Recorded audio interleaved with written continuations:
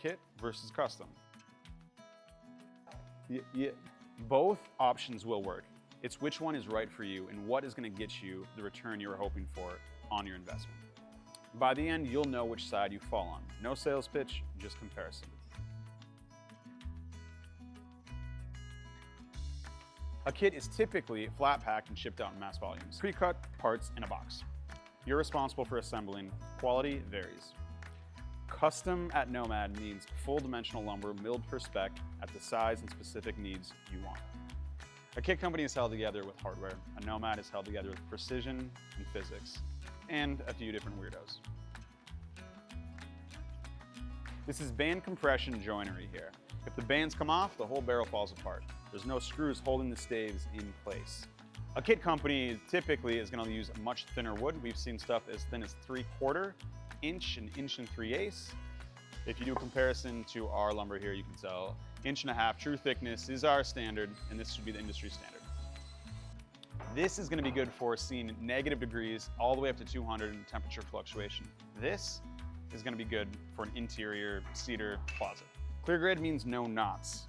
Over time, this is going to be less prone to movement, warping, cupping. This wood over here is much more prone to twisting, bending, cupping, and actually some of the wood unfolding on itself. If you're actively researching this decision right now, the link in the description will give you our buying guide. You can book a call with one of our sales representatives. We'll walk through your property, your timeline, and your specific needs to see if a Nomad custom build is right for you. Maintenance with a Nomad sauna is generally pretty simple. The number one thing you want to keep on is the bands.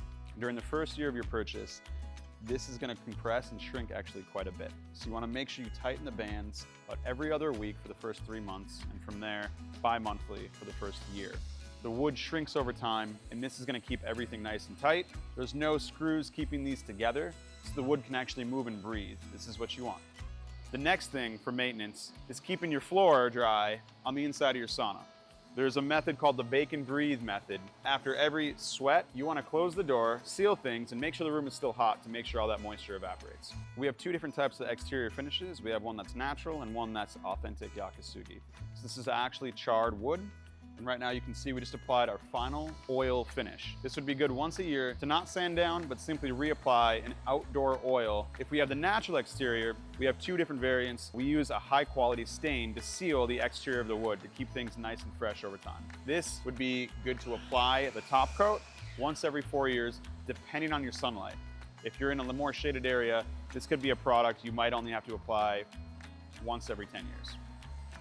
When choosing a kit or a custom sauna, a really important thing to check out is the stove and where it's coming from.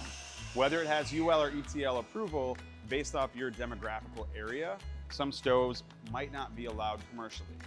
If you're getting a kit, a lot of these stoves might be generic offshore stoves with really thin metal. Something I love about the Iki wood-fired stoves we use, this really beefy, thick metal. Their design quality and the thickness of the steel and everything about them make them a really nice product. They have this spiral on top of the stove that actually heats up additional rock from their usually wasted heat going straight up and up the exhaust. There's so much thermal mass with all of the rocks that are stacked here throughout the stoves.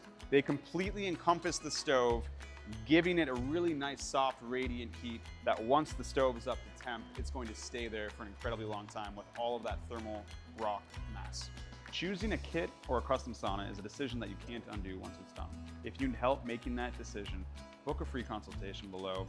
A kit may be right for you if you're just testing the waters on a very low budget, have all the tools needed, especially if you need to replace a few boards in the kit itself. You never know with what you're going to get here. When a Nomad custom is right for you is if you're willing to invest in your property, your future, and your health.